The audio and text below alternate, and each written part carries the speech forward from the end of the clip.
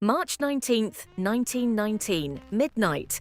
Across the entire city of New Orleans, jazz is playing. In every bar, every dance hall, every cramped apartment, music is pouring out of windows into the damp Louisiana air. It sounds like a celebration. It sounds like New Orleans on any other Friday night. But it isn't. It's the sound of a city doing exactly what a serial killer told it to do. 3 days earlier, the Times-Picayune published a letter claiming to be from the Axeman, a killer who had already butchered at least 6 people in their beds. And in that letter, he made a promise. Anyone playing jazz music at 12:15 in the morning would be spared. And New Orleans obeyed. Every single dance hall packed. Here's the question nobody asks. Why? Why does an entire city comply with the demands of a murderer? What kind of fear does that to a population? To answer that, we have to stop talking about the Axeman and start talking about the city. Because I think this is one of the strangest true crime stories in American history, not because of the murders, but because of what the city did with them. Okay, so let's actually set the scene, because I think people hear 1918 New Orleans serial killer and they picture, like, cobblestone streets, jazz clubs, magnolias. Very romantic. It was not romantic. It was not romantic at all. World War I is consuming the planet. Tens of thousands of American boys are dying in the trenches of France. New Orleans is a major port city. Ships constantly coming and going, news arriving, telegrams with the worst possible messages landing on doorsteps. So there's already this ambient dread hanging over everything. Every family in that city either has someone overseas or knows someone who does. And then, layered directly on top of that, the Spanish flu hits. Which, just to put it in perspective, the Spanish flu killed more people than the entire First World War. In 1918, while the war raged overseas, Americans on the home front were fighting an entirely different battle. An uncontrollable strain of influenza that devastated civilian populations. With no vaccines, no effective treatments, schools closed, churches closed, businesses shuttered. People were dying of something they couldn't see, couldn't fight, couldn't reason with. And the institutions that were supposed to protect them, governments, hospitals, the military, seemed completely powerless. So already, spring 1918, the people of New Orleans are living in a city where young men are dying overseas.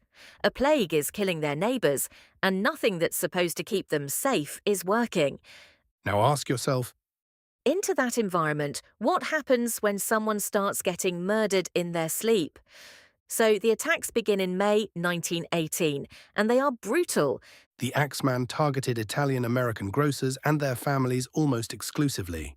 He would chisel out a panel on the back door of a home, slip inside in the dead of night, and attack his victims with an axe, usually one he found in the house. Which is such a specific, horrible detail. He didn't even bring a weapon. He used theirs. And he never stole anything. That's the part that kept investigators up at night. If it was robbery, you take something. If it was a hit, you make it look like robbery. He just attacked and left. By August 1918, the city was paralyzed. Italian immigrant families were staying up through the night guarding their doors. Can you imagine? You're already terrified of the flu. You're already worried about your son in France. And now you can't sleep because someone might be chiseling through your back door. And the press made it worse. Oh, the press made it so much worse.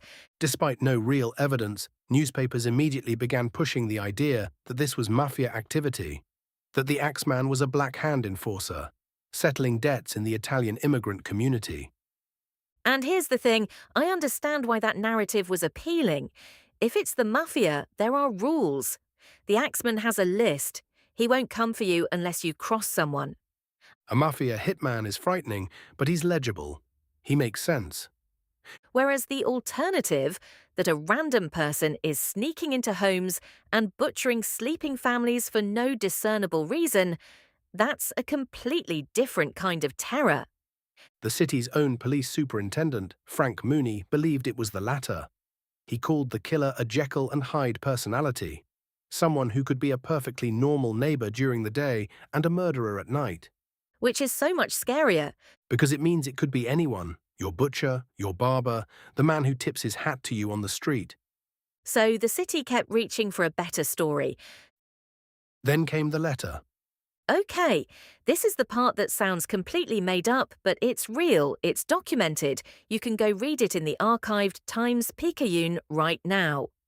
On March 16th, 1919, the newspaper published a letter claiming to be from the Axeman. It opens, "Esteemed mortals, they have never caught me, and they never will. They have never seen me, for I am invisible, even as the ether that surrounds your earth. I am not a human being, but a spirit and a demon from the hottest hell." It reads like someone who has been deeply influenced by both Gothic literature and their own ego. And it does have a certain theatrical flair.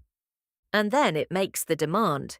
He's going to pass over the city at 12:15 the following Tuesday night. Any home with a jazz band playing will be spared. Any home that is silent won't be. And the city just did it. Every dance hall packed to the walls, jazz spilling out of apartment windows at midnight. People who couldn't afford a band were playing records at full volume. No murders occurred that night.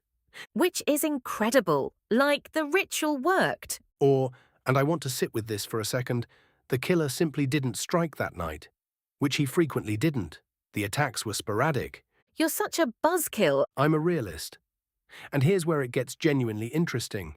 There's a serious historical argument that the Axeman didn't write that letter at all. A New Orleans jazz musician named Joseph John de Villa, who just happened to immediately publish a song called The Mysterious Axeman's Jazz, Don't Scare Me Papa, the very next morning, is considered by some historians to be the letter's actual author. He wrote the song the same night. He reportedly finished it at 2 in the morning, quote, after he was sure the Axeman had no designs on him personally. And his jazz business, which had been struggling, suddenly boomed once the entire city was legally obligated by fear to hire jazz musicians. So a jazz musician may have written a fake letter from a serial killer to sell records. To sell records. That is either the most horrifying thing I've ever heard or the most New Orleans thing I've ever heard. Possibly both. But even if it wasn't de Villa, someone wrote it. Someone looked at a city drowning in terror and thought, I can use this. Which tells you everything about the atmosphere. When fear reaches a certain pitch, it becomes exploitable. Okay, so here's where I want to push back on something, because I've been thinking about this the whole time we've been talking. Go ahead.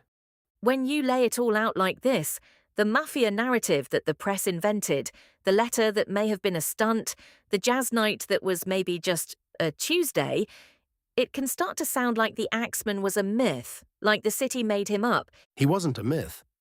Real people died. Real families were destroyed. Right. And I think that's the crucial tension.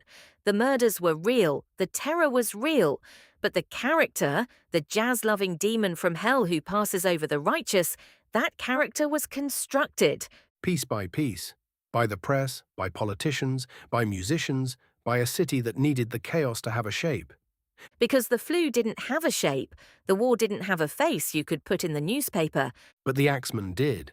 Or at least, the city gave him one. And I think that's actually a really human response, even if it's a troubling one. When you're overwhelmed by invisible forces, disease, war, economic anxiety, the mind reaches for something concrete to be afraid of. Fear is easier to survive when it has an address. Exactly.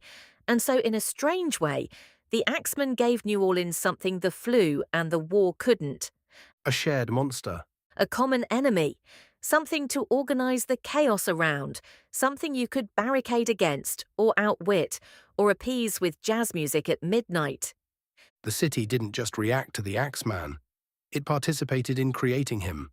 The letter got published. The sheet music got sold. The dance halls filled up. Everyone played their part. Quietly. And he was never caught. He was never caught. He just stopped. The last confirmed attack was October 1919, and then nothing. Which, in some ways, is the most disturbing part. Not the murders themselves, but the silence afterward. No arrest, no confession, no explanation. The story just ends. Leaving the city with a myth instead of a resolution.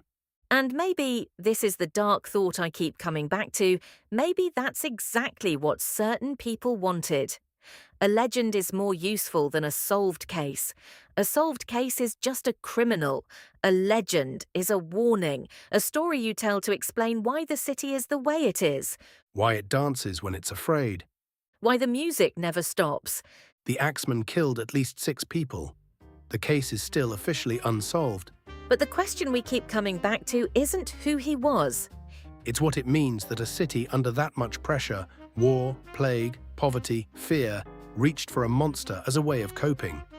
That's not a 1918 problem. That's a human one.